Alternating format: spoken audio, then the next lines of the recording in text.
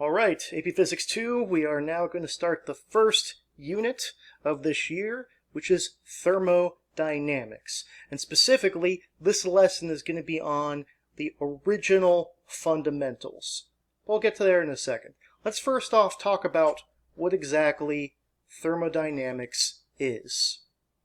So what does thermodynamics mean? Well, you probably have some idea that thermo really means heat. And dynamics is really about the motion involving forces, or specifically involving work. So this is really driven motion. Driven as in it is driven by a force, not like driving a car. We'll get to there in a second.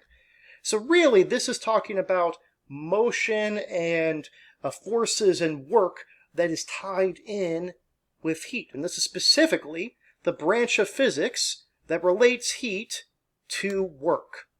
And thermodynamics is really the science of the Industrial Revolution. This entire branch of physics was developed largely in the late 1700s, early 1800s, to really try to make engines, particularly things like steam engines and various other mechanical devices like that, to operate at peak efficiency.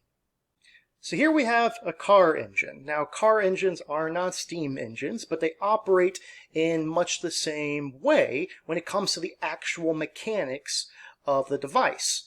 And that is because engines like this contain pistons.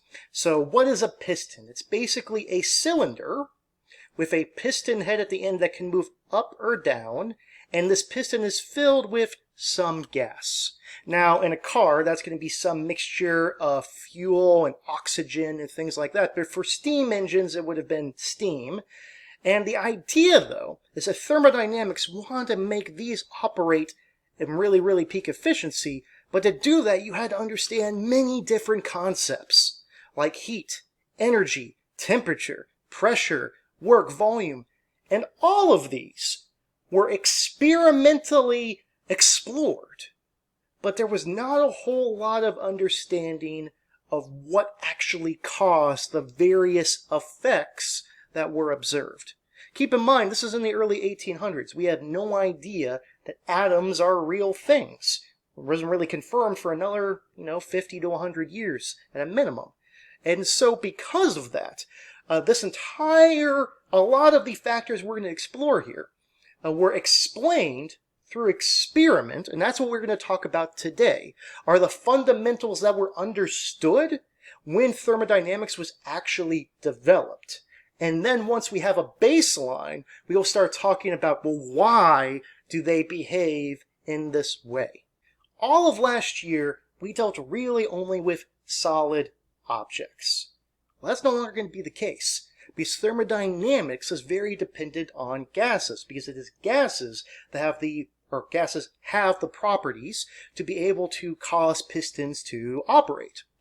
Now, what is something tricky, though, about gases? Well, let's look at this, gas cloud here. We're going to say it's made of steam. What can we directly measure?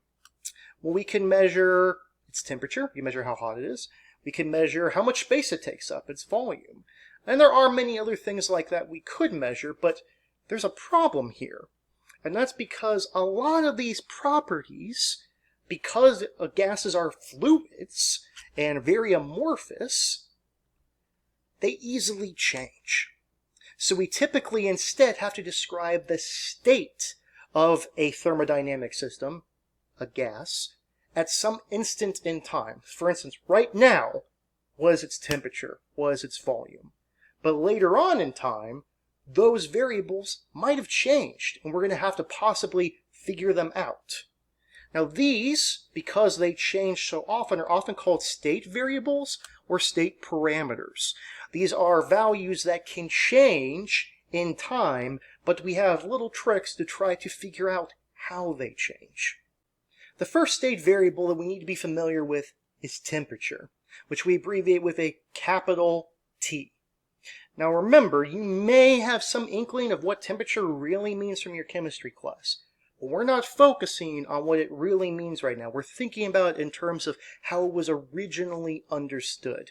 And originally, temperature was just thought of as a macroscopic measurement of the relative hotness of an object or system at some moment in time. Now, what do we mean by that? Well, it's just telling us how hot something is. That's really all there is to it. And you might be thinking, well, what about how cold something is? Well, remember, cold is really just an absence of hotness.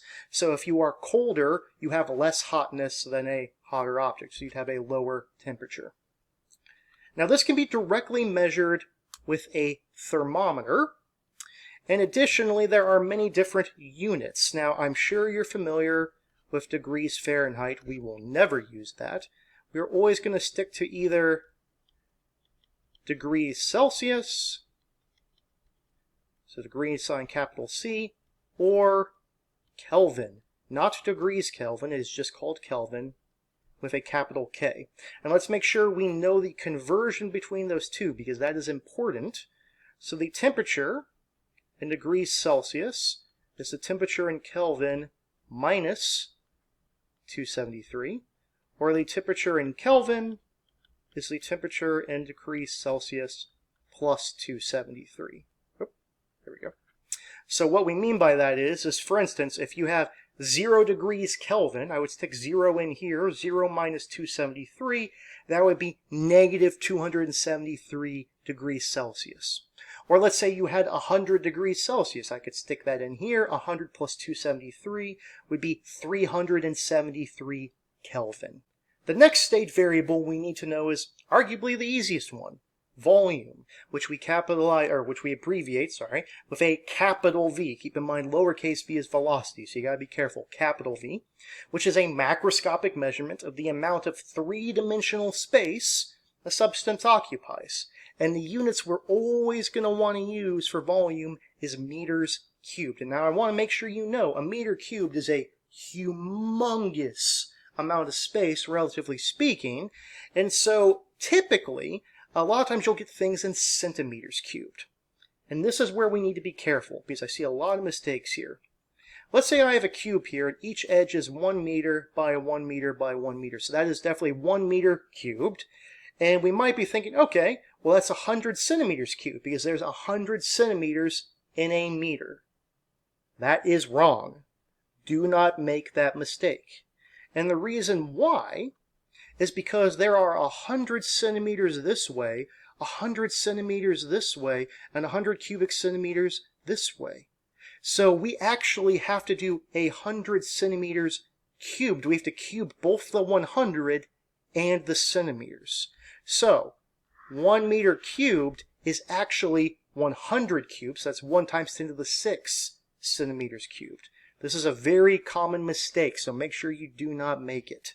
Another state variable we need to know of thermodynamic systems is pressure, abbreviated with a capital P, not a lowercase p. Now, you probably have some familiarity with this concept, but we're going to make sure we talk about more in class to make sure we're on the right page. But it is a macroscopic measure of force distribution over a surface. And the equation for pressure is capital P is equal to force divided by the area. So if we look here, the units are going to be newtons per meter squared.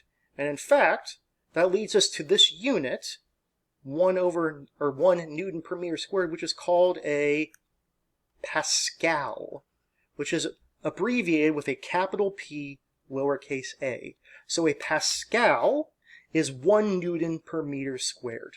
Now, I'm going to let you know that's a very, very small amount of pressure, and we're going to talk about that more in a second. And this can be measured directly with a pressure gauge. Now, if you're not familiar with what a pressure gauge is, think about like your tire gauge. If you've ever had to go and check the air in your tires, it's that little cylinder.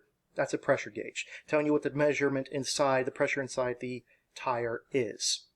Now, going back to 1 Pascal being a very tiny amount, if you go out to like the beach here, so we have something known as atmospheric pressure. Now, atmospheric pressure is the pressure from the air pushing down on you. And we're going to talk more about what that means later.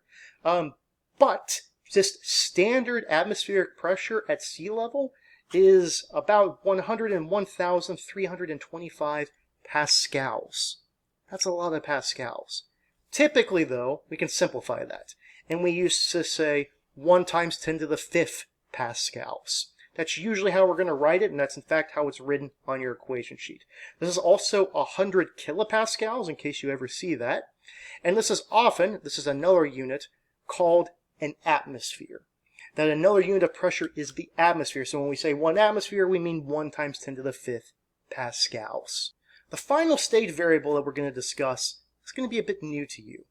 It's called internal energy, which we abbreviate with a capital U. Don't confuse it with potential energy. Now, let's look at this bottle of water for a second. Last year, if I'd asked you what is the energy of this bottle, well, you'd say, well, it's not moving, so there's no kinetic energy. And maybe you would say, well, if we put the Earth in the system, then it has gravitational potential energy. But let's say we even put the bottle on the floor. Then you'd go, well, then there's really no gravitational potential energy either, so I guess there's no energy. But is that really accurate? Because imagine, what if that water was hot? Would we really say it has no energy? It's kind of a weird thing to think about, right? And that's because it does have energy, internal energy, which we typically think of as thermal energy. Thermal energy is a less scientific term, but it means the same thing in this capacity as internal energy. This is the energy that an object or a system has just from its hotness relative to absolute zero. So if it is above absolute zero, it has some internal energy. And the units are going to be joules, because it is energy. Once again, though, this is a state variable. So moving on past the state variables, there were still many other thermodynamic concepts that were fundamental to the science and greatly understood around the Industrial Revolution. So let's talk about what a few more of these are. We've got about 4 more left to cover. So first off, let's imagine a little scenario here. I have some sort of hot box here. It's some cube that's apparently at a high temperature.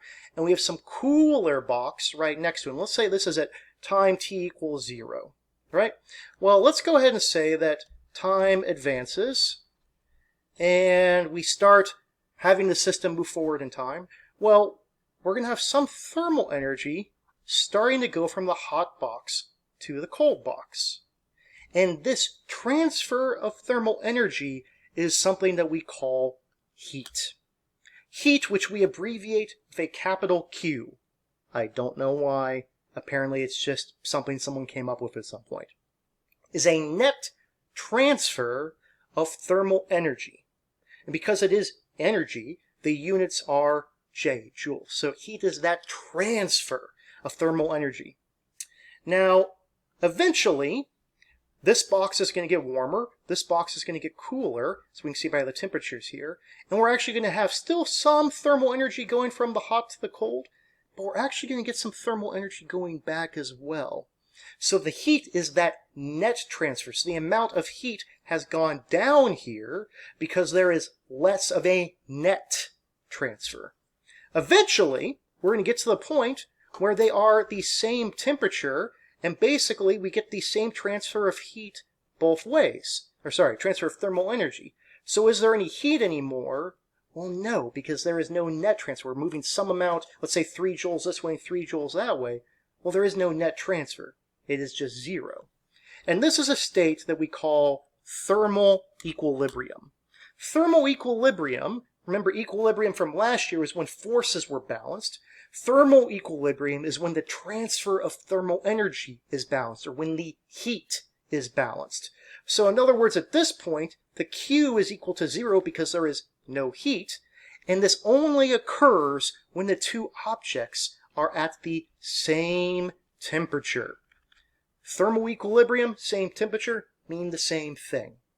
Well, when motion was being studied with Galileo and Newton, eventually laws were developed that we now know as Newton's laws and things like that.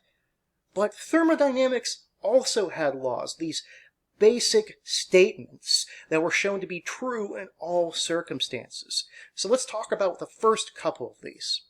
The first one, or the first law of thermodynamics, has to do with the internal energy of some system. So let's imagine that this balloon has a gas in it, and this gas has some internal energy. And the question for you is, how can you change the amount of internal thermal energy in the gas filling the balloon?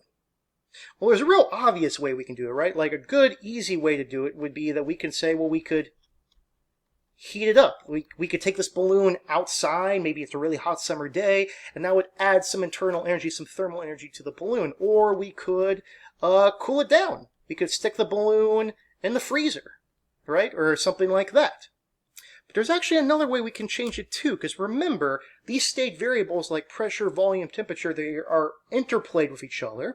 And so if we alter some of them, if we do some work on the system, we can actually change the internal energy. So for instance, let's imagine you squeeze the balloon. You squeeze it, you increase the pressure, maybe that'll have a change on the temperature, which would have a change on the internal energy. Or additionally, you could also expand it. And these, heat and cool down, are examples of changing the heat, or Q, having a net transfer of thermal energy.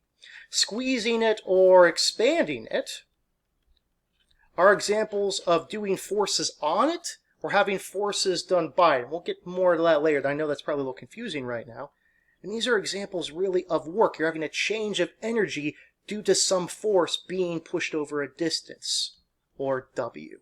So the first law of thermodynamics states that for a closed system like that sealed balloon, in which only the internal energy, the thermal energy, changes, this change in internal energy is equal to the energy added to or removed from the system as heat, mechanical work, or both. So really all this is telling us is that the thermal energy or the internal energy delta U will change if we have some change in thermal energy, heat, plus some change, we either apply a force to it over a distance or it applies a force over a distance back.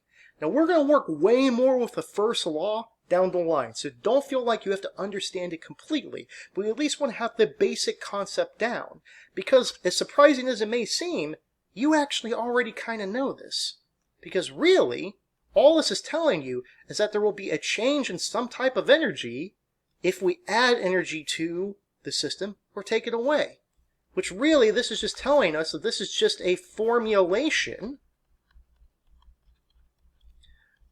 of the law of conservation of energy. This is really nothing fundamental.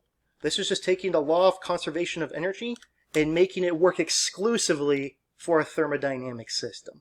And finally, we have the second law of thermodynamics. Now, the second law, we will find out, is actually kind of complicated. But in the Industrial Revolution, it was understood in a pretty simplistic way. And that is that, imagine once again, we have a hot and cold box touching each other at some time t equals 0. And if we just let them sit there, we don't do anything to them, well, we know heat's going to flow, but how is that heat going to flow? There's two options.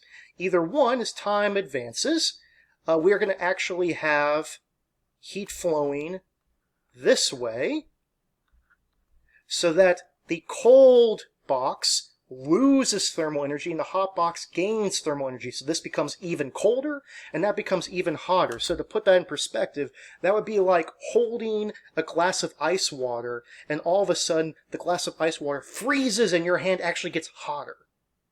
Okay, that's a little bizarre. The other way to think about it is as time advances, we're going to have thermal energy going from the hot to the cold, and there might be a little bit back, but the overwhelming amount is going to go from the hot to the cold. And hopefully you realize that this makes way more sense, that this is not what occurs. There's not really a law that states that, so the second law of thermodynamics was created to tell us that heat only spontaneously, so by spontaneously we mean naturally, flows from hot objects to cold objects until thermal equilibrium is reached. In other words, we have this hot and cold object touching, heat is going to go from the hot to the cold until eventually they reach the same temperature.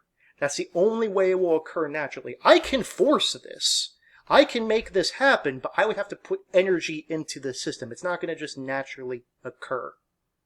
So what are our takeaways from our first lesson on thermodynamics, the original fundamentals? Keeping in mind that everything we've learned today is really how it would have been understood in the 1800s, because this is a very historical, experimentally discovered branch of physics. Well, can you right now identify and define four-state variables of a gas? Okay, so there were four of them. Make sure you remember all four. Can we calculate pressure using that equation? Can we define heat and thermal equilibrium?